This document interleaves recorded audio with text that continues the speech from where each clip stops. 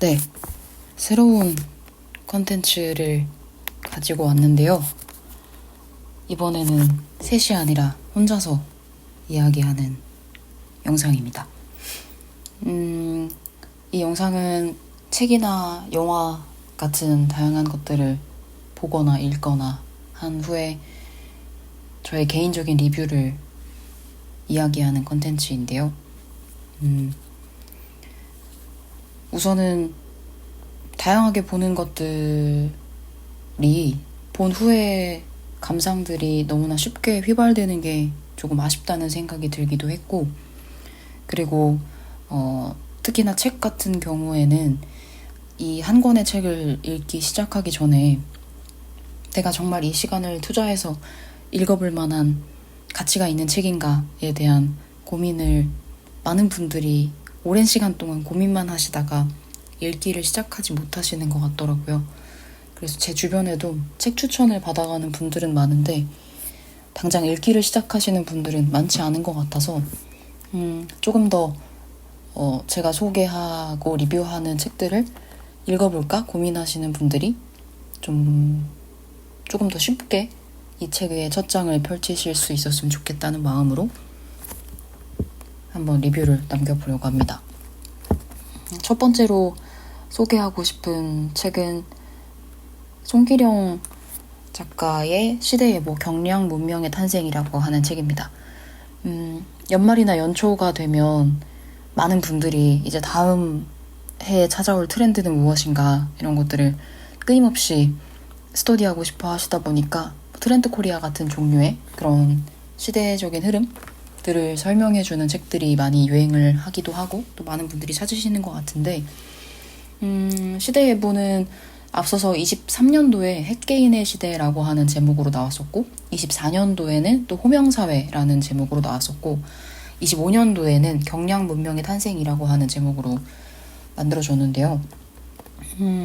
저는 개인적으로는 이 책은 그런 트렌드 코리아 같은 어떤 시대의 흐름을 쫓아가는 책이라는 설명만으로는 조금 부족한 것 같다는 생각이 들어요.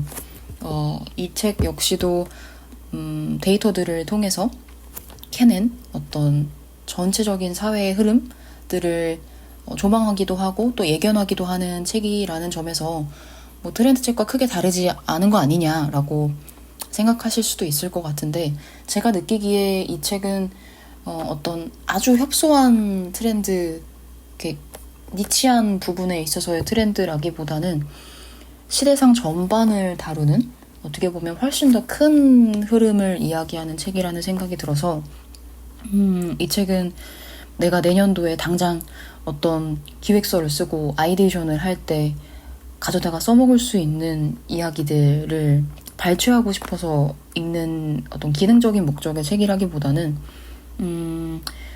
올해를 비롯해서 뭐 더 길게는 3년 뒤, 5년 뒤, 10년 뒤에 나라는 사람이 어떤 사회에서 어떠한 역할로 살아갈 것인가 같은 어떤 조금 더 커다란 고민을 할 때에 그 길잡이의 역할을 해줄 수 있는 책이지 않을까라는 생각이 들어서 그런 관점에서 이 책을 접근하면 훨씬 더 의미 있는 독서가 되지 않을까라는 이야기를 먼저 꺼내고 싶고요. 또 그런 이유에서 연초에 첫 번째로 다루게 되는 리뷰 책으로 선정하게 되기도 했습니다. 이 리뷰는 들으시는 분들을 위한 어떤 설명들일 수도 있겠지만 본래의 목적은 제 개인적으로 제가 이 책을 읽으면서 느꼈던 생각들이 휘발되지 않게 저 스스로에게 다시 한번 말해주는 목적을 가지고 시작을 한 컨텐츠이기 때문에 리뷰는 정말 제가 필사를 했던 노트를 보면서 페이지 순서대로 진행이 되기도 하고 또 생각이 이리저리 튀면은 또 왔다 갔다 하기도 하면서 조금 정해진 어떤 틀 없이 자유롭게 이야기를 해보고 싶은데요. 그래서 첫 번째로 뒤에 있는 페이지 중에 한 문장을 읽으면서 시작하고 싶어요. 이게 300페이지에 있는 문구인데요. 여기에 영향력이라는 새로운 자본이라고 하는 표현이 나옵니다.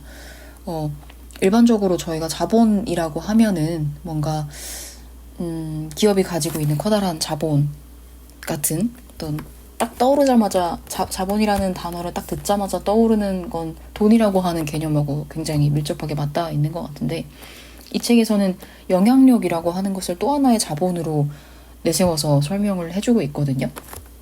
이 영향력이라고 하는 게 무엇인가를 곰곰이 생각해보면 어떻게 보면 시대일보의 1권, 2권이 가지고 있었던 제목에서부터 시작된 것 같아요. 2023년에 발표됐던 첫 번째 책의 제목이 핵개인의 시대였었는데 개인이라고 하는 어떤 단위가 떠오르기 시작한다라고 하는 설명이 담겨 있었던 책이었고 그리고 24년의 호명사회 같은 경우는 개인이 떠오르다 보니까 이 한 명의 개인이 스스로의 이름으로 불리우는 사회가 되어가고 있다라는 설명으로 한 칸 더 나아갔어요.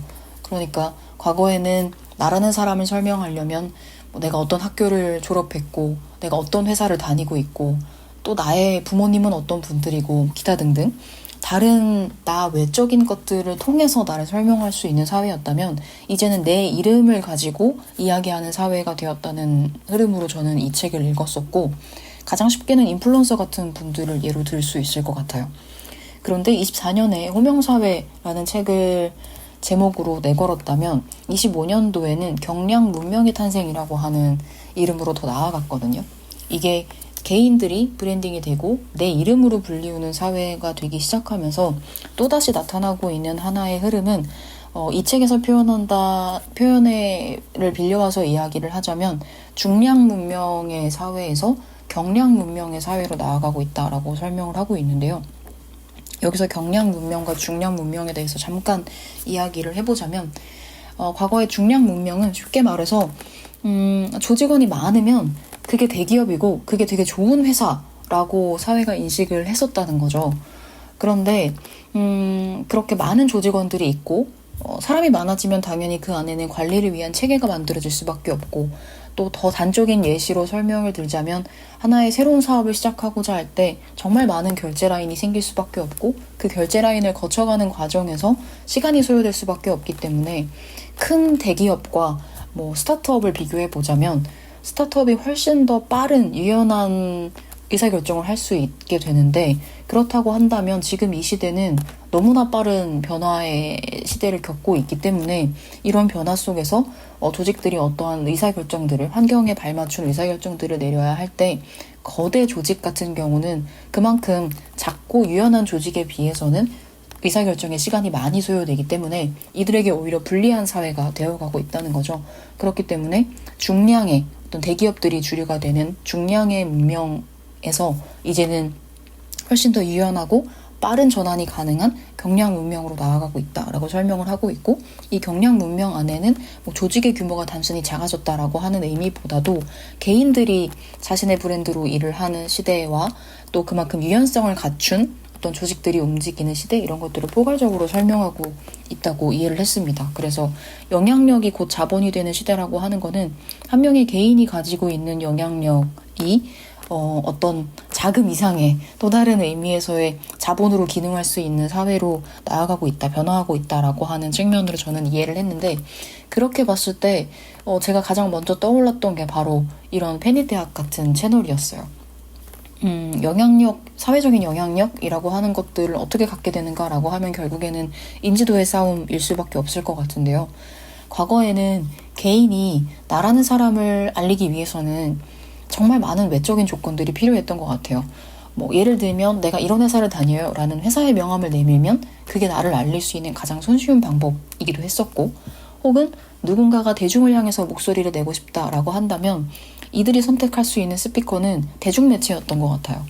TV, 라디오, 신문, 잡지와 같은 그런 대중매체들 소위 이제 거대 자본들이 가지고 있는 미디어들 이런 채널을 거쳐야지만 한 개인이 사회를 향해서 대중을 향해서 목소리를 낼 수 있었던 시대였다면 유튜브처럼 1인 채널이 가능해진 그리고 이런 1인 채널들이 정말 다양하고 쉽게 오픈될 수 있는 시대로 넘어온 이후에는 이 스피커의 기능을 하는 매체들이 정말 수없이 많아졌고 그 매체들이 자본이 있어야지만 거대 자금이 있어야지만 만들어질 수 있는 게 아니라 정말 손쉽게 스피커를 만들 수 있는 그런 채널들이 생겨나고 있기 때문에 그런 측면에서 개인의 영향력이 발휘되기에 훨씬 더 쉬워진 사회이기도 하고 그렇기 때문에 영향력이라고 하는 게 곧 자본이 될 수 있는 시대가 되지 않았나라는 생각이 들어서 페니대학 같은 이런 나의 이야기를 할 수 있는 채널들이 필요한 이유도 바로 그런 데에 있겠다라는 생각을 다시 한번 가지게 됐고,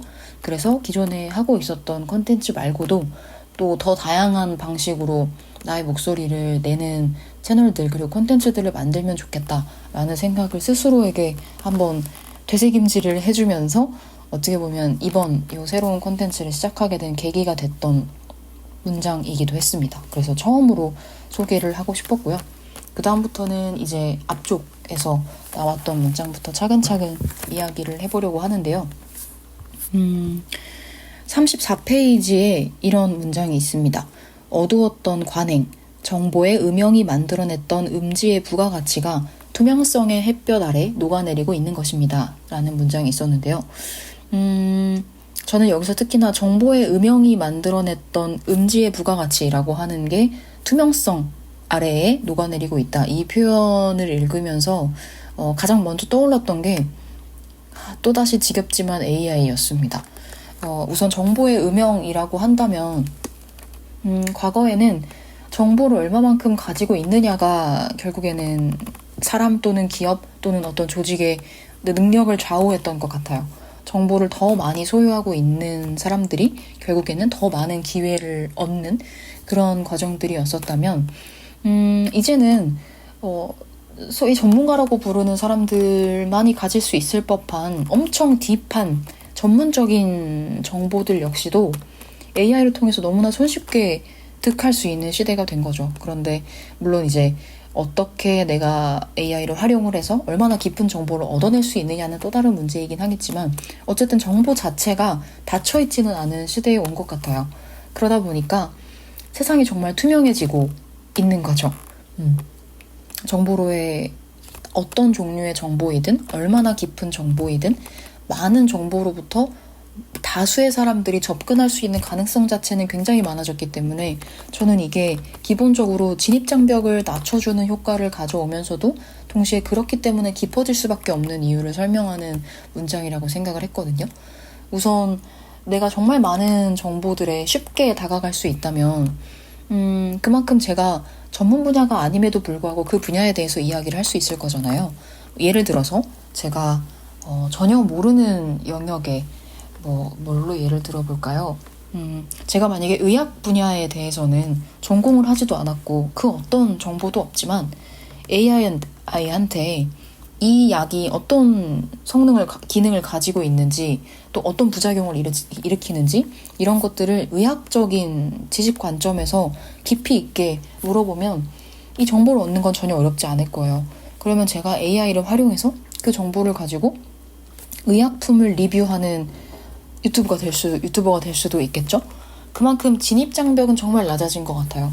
그런데 정말 많은 채널들이, 정말 많은 사람들이 저처럼 생각하고 이 시장에 뛰어든다라고 한다면 그 안에서는 정말 무한한 경쟁이 될 수밖에 없고, 그렇다면 그 수많은 채널들 가운데 사람들의 선택을 받는 채널은 결국에는 깊이일 수밖에 없을 것이고 또 진정성일 수밖에 없을 것이고, 그런 것들이 오히려 더 중요해지는 시대가 되어가고 있는 거 아닌가라는 생각이 들어서 지금 제가 페니대학을 하면서 만드는 이런 컨텐츠는 물론이거니와 제가 본업을 하는 데에 있어서도 내가 이 본업에서 만들어내는 어떤 생산물과 같은 것들이 과연 얼마큼 깊이 있게 전문성 있게 만들어지고 있는가의 과정을 다시 한번 돌이켜보게 되는 시간이었습니다. 이 문장은 최근에 AI가 대두가 되기 시작하면서 업무에 있어서도 훨씬 더 빠른 업무 처리 속도를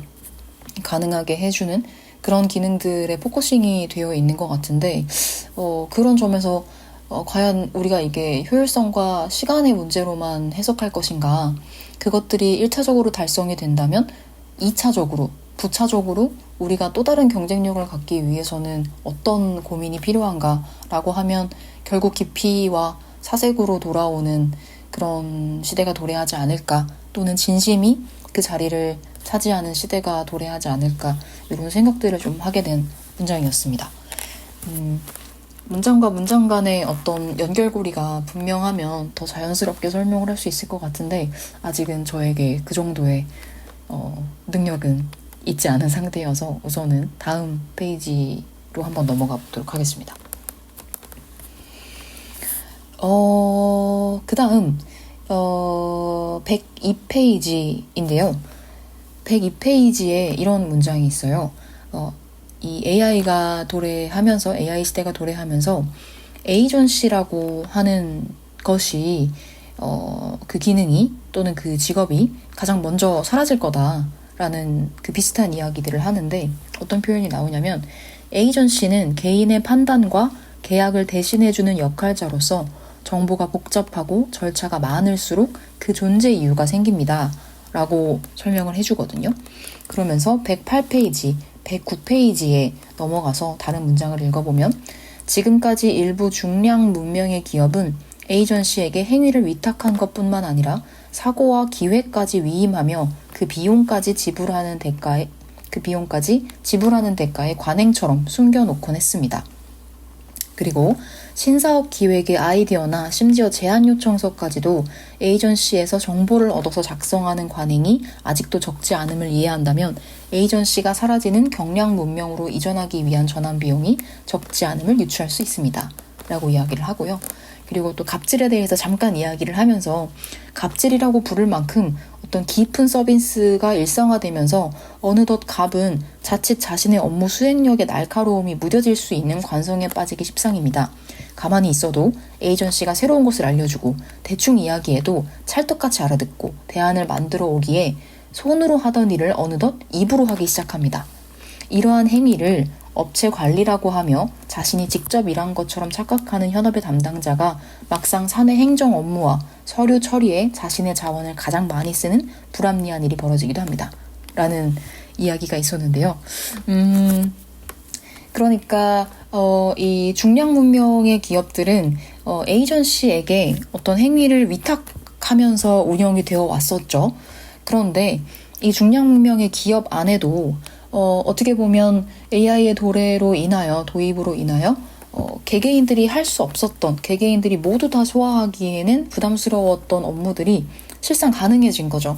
그렇다고 한다면 더 이상 에이전시라고 하는 어떤 기능이 필요가 없어지게 되는데 사실 현실의 세계를 들여다보면은 이 에이전시한테 갑들이 정말 많은 것들을 요구하고 있다는 거예요.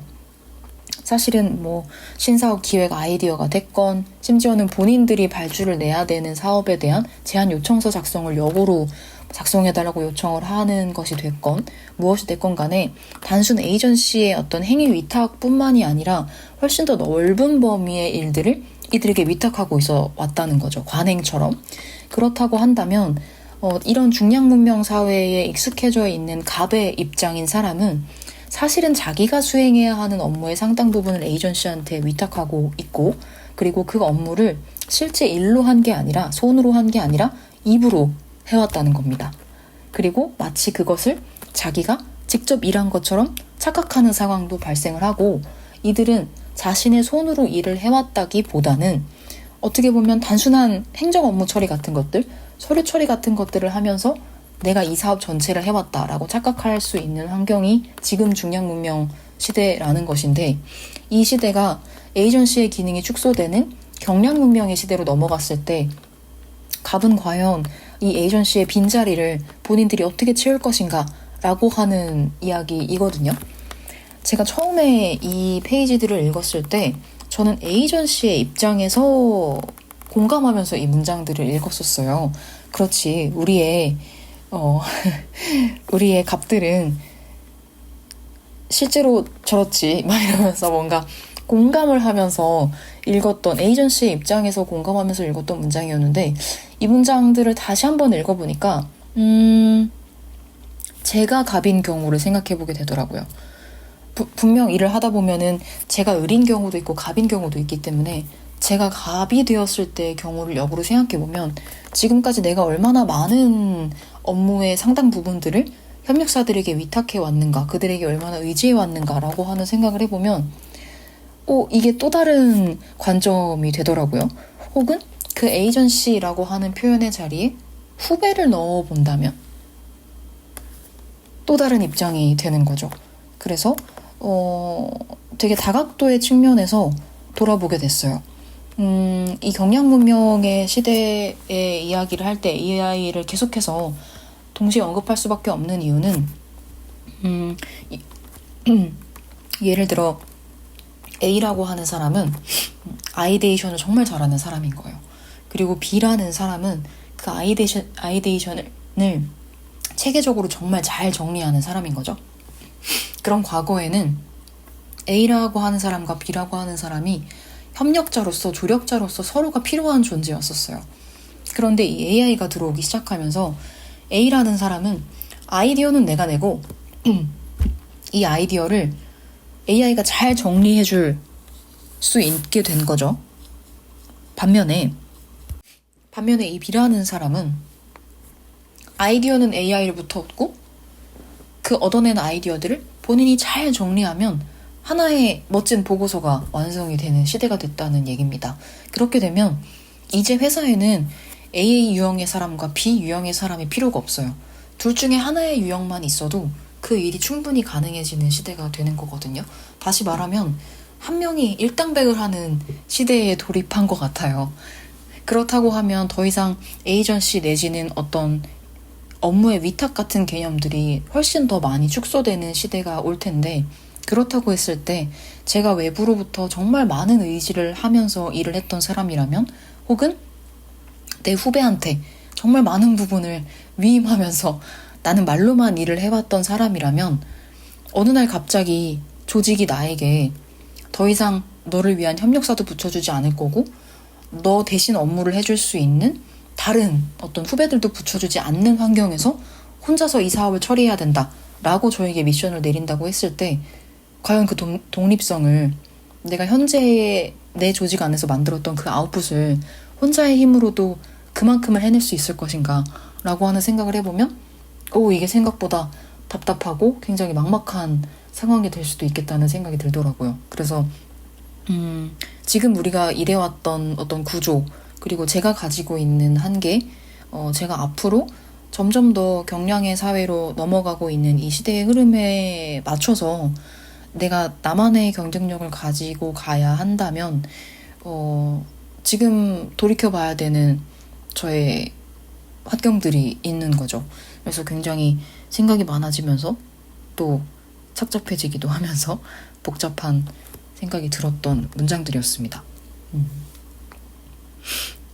그런데 이런 문장들을 읽으면서 결국 그러면 경량사회로 갈수록, 호명사회, 경량사회가 되어 갈수록 한 사람에게, 개인에게 주어지는 어떤 기능과 역할들이라고 하는 게 다각화되기 시작하면서 정말 일당백을 요구하는 시대가 오는 것 아닌가, 이거 너무 갑갑한 거 아닌가, 막연한 거 아닌가, 이런 생각이 들면서 겁이 나는 걸로 이 책의 초반부를 읽어 나갔다면 후반부로 넘어가면서 그렇다면 이 시대에, 이 새로운 문명의 시점에 우리가 어떤 생각들을 가져야 하는지, 어떤 실천 의식들을 가져야 하는지에 대한 고민들을 더 살을 붙여주는 문장들을 많이 만났었는데요.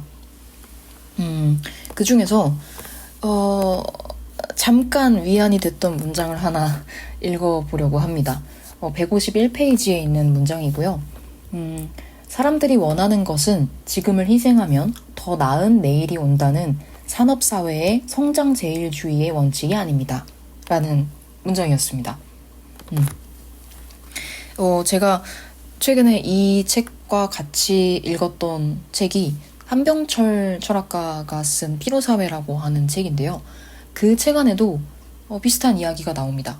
그 책 안에는 과거의 사회는 타자에 대한 배척의 시대였다고 설명을 해요. 즉 나와 다른 사람들을 배척함으로써 자기를 세우는, 자존을 세우는 그런 시대였다라고 설명을 하는데, 대표적으로는 과거에 저희가 이런 세계화가 오기 전에 각국의 어떤 문화들을, 자국을 지키기 위한 봉쇄에 가까운 그런 정책들을 펼치고 또 그런 방식으로 정치를 해왔던 과거의 사례 같은 것들로 대표적으로 이야기를 할 수 있을 것 같은데, 그 시대를 지나오면서 이제는 타자에 대해서 배척을 하는 시대라기보다는 자기에 대한 긍정의 시대가 오기 시작했고, 나라는 존재에 대해서 인정을 하기 때문에 또 타자라고 하는 그 또 다른 존재에 대해서도 인정을 하는 그런 시대들로 변화를 해가고 있는데, 이러한 흐름 속에서 과거에는 조직이 그리고 사회가 개인에게 어떠한 역할을 부여하고 그 역할을 해내라고 강요하는 그런 사회였다면, 이제는 나라는 사람이 나 스스로를 올가매는 그런 현상이 벌어지기 시작했다는 거예요. 그래서 이 시대는, 지금의 이 시대는 내가 나에게 가해자이면서 피해자인 시대이기도 하다, 이런 식의 설명을 하는데요. 그 설명을 하면서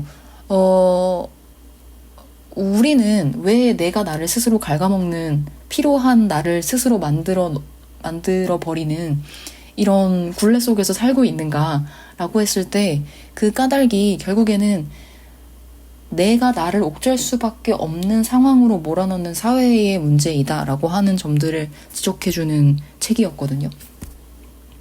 그런 관점에서 지금 이 경량 문명의 탄생이라고 하는 책에서 이야기했던, 방금 읽어드렸던 그 문장 역시도 이 산업사회가 만들어 놓은 성장제일주의라고 하는 어떤 시대상이 사람들로 하여금 지금을 희생하면 더 나은 내일이 올 것이다 라고 하는 어떤 보장할 수 없는 믿음을 계속해서 주입시켜 왔던 것이죠. 그런데 그것들이 너무 과도하게 주입이 되다 보니까 결국 사람들도 쳇바퀴 돌듯이 나를 갉아먹는, 그런 나를 스스로 피로하게 만드는 그런 사회들을 살아가면서 이제 더 이상 그렇게 살고 싶지는 않아, 이런 생각들을 하게 됐다는 건데요. 그런데 사람들이 나 이제 더 이상은 못 해먹겠다, 이렇게는 안 되겠어 라고 생각을 한다고 해서 미래를 보지 말라는 의미로 이 문장을 쓰지는 않았을 거라고 생각해요. 그래서 저는 이 문장을 어떻게 해석하면 좋을까라고 생각해 봤을 때, 미래를 위해서 현재를 갉아먹는 삶을 살지는 말자, 그렇기 때문에 미래를 보지 말자 라고 해석을 한다기보다는 어떤 아주 가까운 미래보다 차라리 훨씬 더 먼 미래를 내다보는 거 어떨까라는 생각을 하게 됐어요. 지금 당장 제가 3년 후에 집을 사고 싶고 5년 후에 제가 어떤 나만의 사업을 하고 싶다라고 이렇게 단기적인 어떤 미래를 내다보면서 살고 있다면 그 미래를 만들기 위한 오늘을 살아야 할 것만 같은 압박을 받게 되는 것 같아요. 그런데 제가 훨씬 더 먼 미래를 상상해보면, 그러니까 뭐 예를 들자면 정년 이후에 나는 뭘 하면서 살면 행복할까? 이런 종류의 정말 먼 미래를 생각해보면 그렇게 생각하면서 살면 오늘의 나를 그때를 위해 희생하면서 살지는 않게 되는 것 같거든요. 그렇지만 삶에 있어서의 아주 큰 방향성은 설정하면서 살아갈 수 있지 않을까라는 생각이 들어서 불현듯 이 문장을 읽다가 잠시 위안을 얻는 것처럼 당장의 내일을 걱정하고 이렇게 급변하는 사회에 적응하지 못하면 나는 도태되는 거 아닌가, 이런 어떤 불안의 감정을 가지면서 이 책을 읽다가 이 문장을 마주했을 때 아주 잠깐 고개를 들어서 굉장히 먼 미래를 상상하면서 좀 숨을 돌렸던 문장이었습니다. 그래서 한번 소개로 읽어드리고 싶었고요.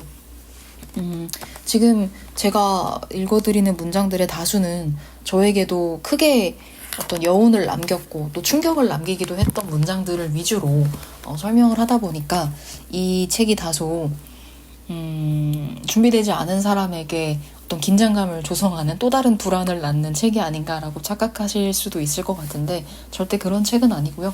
다만 저에게 자극이 되었던 문장들 위주로 이야기를 하다 보니까 또 이런 문장들을 선별을 하게 되긴 했는데, 책을 읽어 내려가다 보면은 이런 거대한 어떤 시대의 흐름이 나타나고 있는 것은 분명하지만, 그러한 흐름 속에서 우리가 어떤 식으로 적응을 해나가고 또 어떤 마음가짐으로 이 변화들을 받아들이면 좋을 것인가에 대해서 또 구체적인 이야기들을 해주기도 하고, 또 그 안에 담겨있는 어떤 긍정적인 미래상에 대한 이야기들도 많이 해주세요.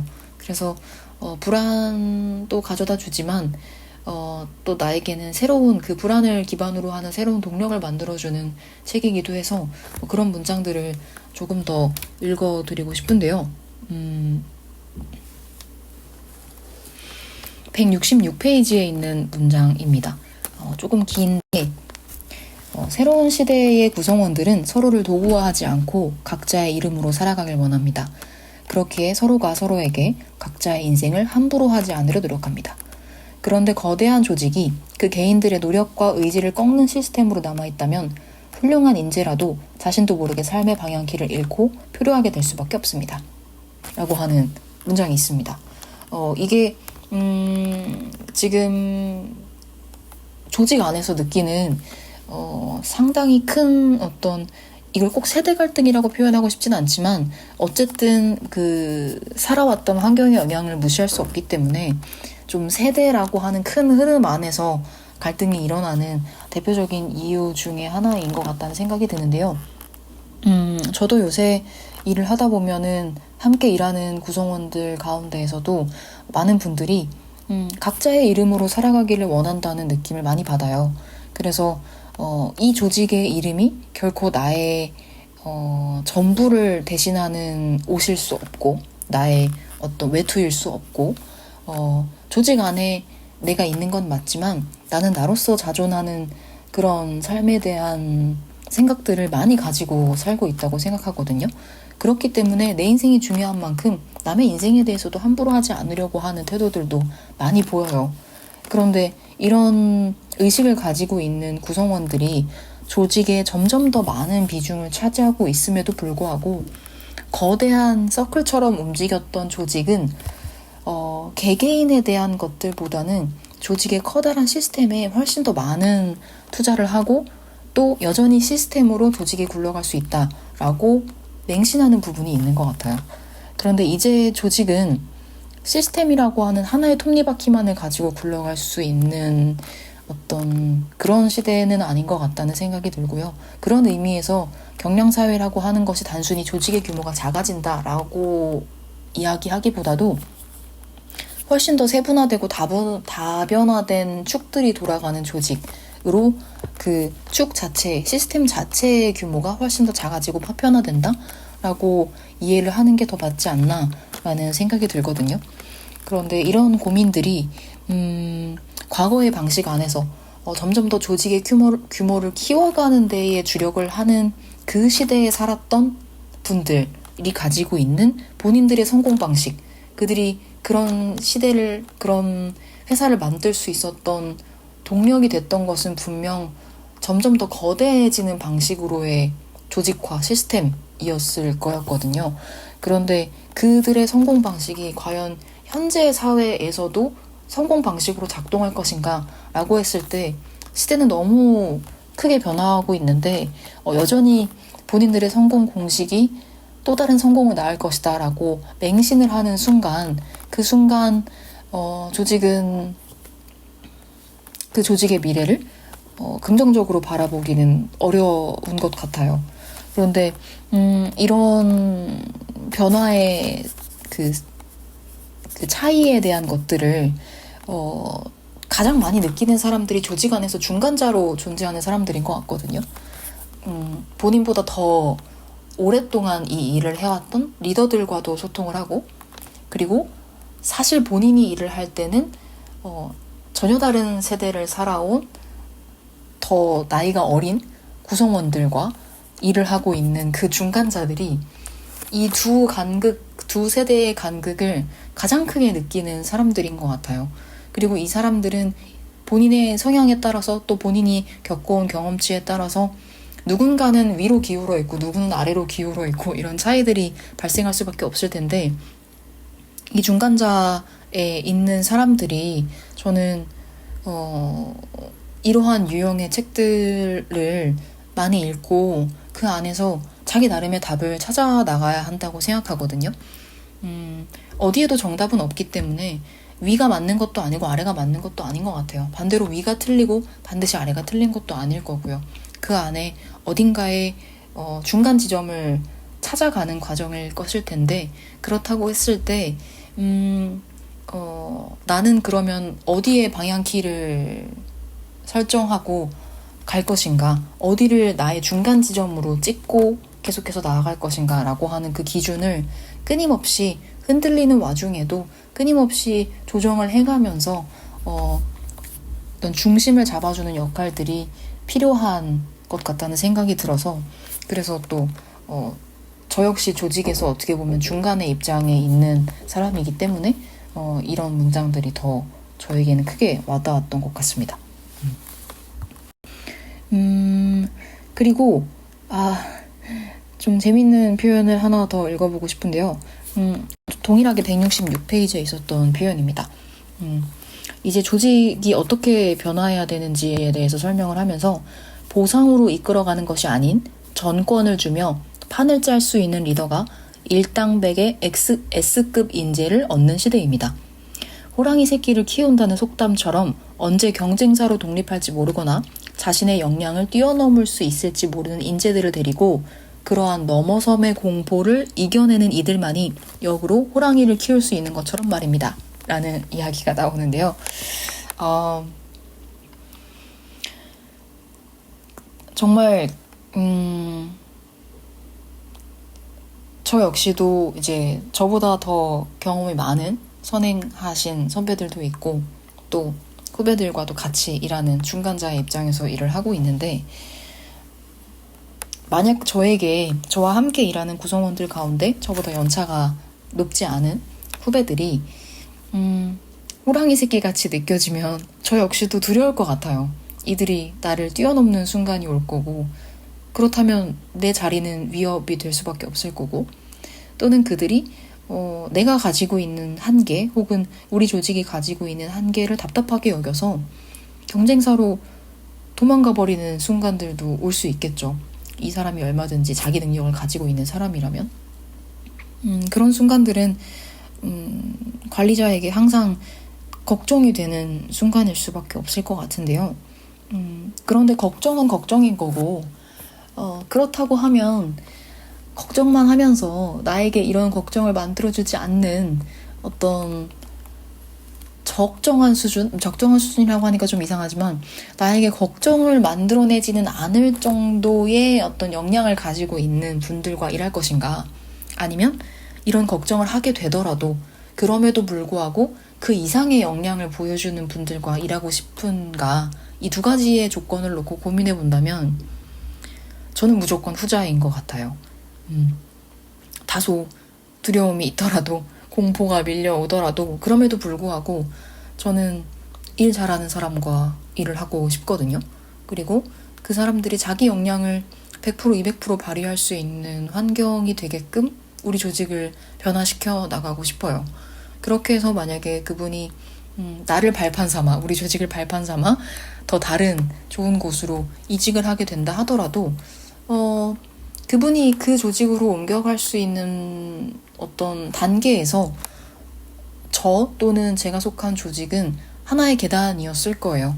이 계단이 있었기 때문에 그 다음에 계단으로 올라갈 수 있었던 거였다고 보거든요. 그래서 저는 조직의 관점에서는 그리고 제가 일을 하는 환경을 생각했을 때는 능력을 가지고 있는 분들, 역량을 발휘해주는 분들과 함께 일하고 싶다는 생각이 아직까지는 더 많이 드는 것 같습니다. 저도 저의 자리가 위협이 된다는 생각이 들기 시작하면 제가 더 열심히 노력하지 않을까요? 그들보다 그 이상의 역량을 보여주기 위해서 저도 멈추지 않게 될 테니까, 어떻게 보면 그런 부분에서는 후배들 역시도 저에게 좋은 동력이 될 수도 있기 때문에 그 동력들을 저도 계속 수혈받으면서 그들보다는 더 좋은 퍼포먼스를 내기 위해서 저도 계속 공부하고 성장할 수밖에 없는 그런 환경들이 만들어질 것 같다는 생각이 들어서 생각은 그렇습니다. 사실 겪어보지 않아서 아직 잘 모르겠어요. 그런데 앞으로 우리에게는 그런 공포가 밀려오는 순간들이 더 많아질 테니까 그 전에 이런 문장들을 읽으면서 나를 미리 다독여 놓고 나에게 그 위험을 감지하는 순간 너무 두려움에 떨지 않게끔 예방주사를 놔준다는 생각으로 이런 문장들을 계속 읽어놔야 되지 않을까라고 생각을 합니다. 네. 이거 말고도 정말 좋은 문장들이 굉장히 많았었는데 마지막 마무리 즈음에 있었던 문장을 하나 더 소개해드리고 싶어요. 방금 불안과 관련된 이야기들을, 공포와 불안에 대한 이야기들을 나눴는데요. 348페이지에 미지의 여행을 위해 불안을 덜고 싶은 이들은 필요성이 확실치 않은 물건을 잔뜩 챙기곤 했습니다. 하지만 여행에 익숙해진 이들은 단출한 배낭 하나로도 술래길을 완주할 수 있습니다. 라는 문장이 있는데요. 너무 공감 가는 문장인 것 같아요. 여행을 많이 안 해봤을 때는 내가 피인간이 맞나 싶을 정도로 정말 체계적으로 계획을 세우고 만반의 준비를 했었거든요. 그런데 여행을 점점 많이 다니면 많이 다닐수록 이게 뭔가 임기응변 같은 것들이 가능해지고 충분히 예측 가능한 순간들이 많아지더라고요. 그래서 그런지 이것저것 걱정스럽게 짐을 챙겨가기보다는 아니 뭐 없으면 없는 대로 이런 마음으로 조금 아주 단출한 그 캐리어를 챙기는 저를 발견할 수 있었거든요. 그런데 이게 이 여행이라고 하는 단어가 이 경량 문명으로 향해 가고 있는 시대, 정말 빠른 변화의 시대, 이것들을 대신하는 어떤 정확한 키워드인 것 같아요. 정말 여행 떠나듯이 우리는 이제 한 자리에 머물러서 오래도록 살 수 있는 사회가 아닌 것 같거든요. 너무 변화의 속도도 빠르고 이 변화가 어디로 나를 데려다 놓을지도 예측하기 힘든 그런 순간들이 많아지고 있기 때문에 이제는 삶이 정말 여행처럼 바뀌어 가는 것 같아요. 어디에 정착하는 것이 아니라 여기저기 옮겨 다니면서 또 새로운 문명들을 마주치면서 여행에 가까운 삶을 살 수밖에 없을 것 같은데 우리의 삶이 그러하다면 그리고 이러한 변화들에 익숙해지기 시작한다면 그렇다면 우리는 점점 더 우리 몸을 가볍게 하는 방식으로 살게 될 수밖에 없을 것 같거든요. 그러니까 다시 말하면 어떤 중량의 문명보다는 경량의 조직과 경량의 사회가 더 유연하게 이러한 변화들에 이런 어디로 떠날지 모르는 여행에 더 적합한 여행자의 자세가 되지 않을까 이런 문장으로 해석할 수 있을 것 같습니다. 그래서 저 역시도 이 책이 시대상의 큰 변화의 흐름을 설명하면서 불안을 가져다 주는 것도 맞지만 그와 동시에 우리가 이 불안을 단순히 불안으로만 짊어지고 가는 것이 아니라 어디든 새롭게 자리를 바꾸면서 자유롭게 표류하면서 한 군데에 머무르지 않고 새로운 곳에서 끊임없이 여기저기서 재미있게 살아보면서 그 안에서 답을 찾아가는 삶이라고 하는 방식으로, 그러니까 어떤 불안이라는 것보다는 여행과 같은 다소 재밌게 들리는, 긍정적으로 들리는 그런 단어로 한번 이 변화를 치환해 보면서 이러한 변화의 흐름들을 조금은 더 긍정적으로 바라보고 또 그 변화가 가지고 있는 기대감, 변화가 불러오는 그런 기대감 같은 것들도 가지게 하는 이런 표현들로 책이 마무리가 되고 있습니다. 저는 이 책을 관통하는 하나의 문장이 있다고 보는데 그게 344페이지에 나오는 문장이었거든요. 어떤 거냐면 더 적게 소유하고 더 넓게 연결되는 삶, 덜 복잡하지만 더 깊이 있는 질서, 무엇보다 서로에게 덜 바라며 더 위하는 자세, 이것이 경량 문명의 언어입니다. 라고 이야기를 하고 있습니다. 이 문장이 이 책이 얘기하고 싶은 전체를 아주 함축적으로 담고 있는 문장이라고 생각합니다. 그리고 이 문장에는 정말 많은 것들을 대비시켜 볼 수 있을 것 같은데요.